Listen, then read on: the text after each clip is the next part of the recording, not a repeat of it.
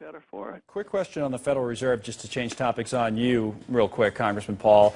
A lot of people pointing to the markets this morning and what we're covering and saying, boy, the Federal Reserve might take even more action. That seems to be their takeaway from watching Ben Bernanke make his speech last week and the minutes of the meeting that were released yesterday.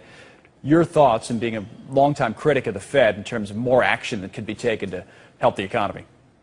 Well, I think they take action steadily. You know, he announced that he would keep interest down to practically zero up until 2013. Well, that's major action. Right. And but he doesn't call it a QE. But in a way, it is. How do you keep interest rates down that low? You have to steadily buy debt. He's guaranteed that there will be no relinquishing on his efforts to continue the monetization of debt. So. That's how we got into trouble. Even when Greenspan was in, you know, it was said that he kept interest rates too low too long. Well, that was in a way a quantitative easing. That's all the Fed can do. They do it with they do it steadily. That's the only tool that they have.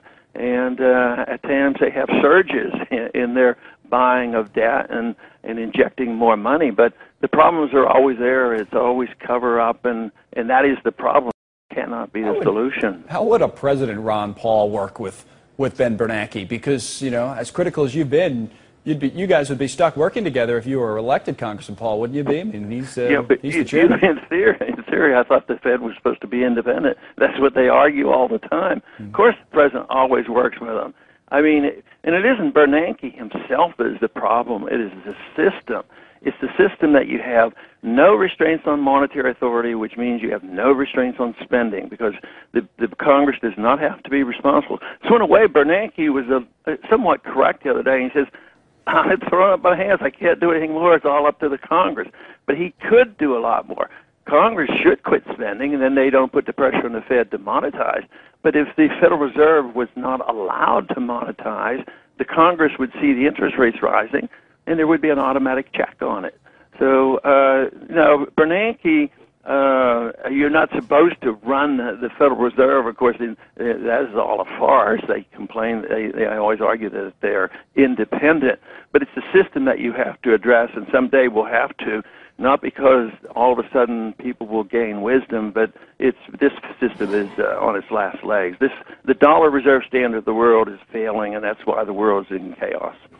All right, let me ask you a little bit about the campaign then. You've done, you know, had success certainly in Iowa in the straw poll, and we were talking earlier about how you've moved up in some of the other polls. It'll be interesting to see, and we talk about this all the time, how the campaign develops over time. People always try to make it into top tier and bottom, all this, you know, all this kind of handicapping so early in the race. But how do you see it developing? Because inevitably somebody's going to drop out. You know, it already happened with Tim Pawlenty, and as that happens, do supporters of certain candidates go to you, or is this theory that some have thrown out there correct, that the supporters that Ron Paul is going to get already support him? There's such a strong base of support, but how will you be able to expand upon that base? All I know is my job is to keep doing what I've been doing for 30 years, and all of a sudden there's been a surge of interest in what I've been doing, and there's certainly a need. The people are tired of the wars. They know there's something wrong with the Federal Reserve. They know the spending is a tremendous hazard to us. So people are coming over. And the one thing that all the polls show is if you are a Ron Paul supporter, you usually don't leave. So there's no bouncing up and down. And right. The other ones, you know, there's a lot of shifting around. So when new people enter the race, they say, oh, what is it going to do to you? Well, it doesn't do anything to me. It just dilutes the other field. But I think we have steady growth. That's about all I can say. And it's been that way over many years, and certainly over the last 4 years, we have seen this happening. Well, let me follow up on that point, because you're probably right about that in terms of you're not losing support. So let's say Rick Perry enters the race, or whoever might still make a late entry into the race. You don't necessarily lose any of your core supporters there, but when someone leaves the race, are you able to have kind of broaden the scope enough or be attractive to people who don't currently support you and may support somebody else who's still running but will at some point drop out? For example, a Pawlenty supporter coming to you. Do you see enough of that? Or will you be able to do enough of that? Well, it remains to be seen. But, yes, we see it all the time because that's where our growth would have to come from. But I don't know if anybody can actually measure that, but no, we're always reaching out to people, and the longer the time goes on, the more appropriate our review seems to be.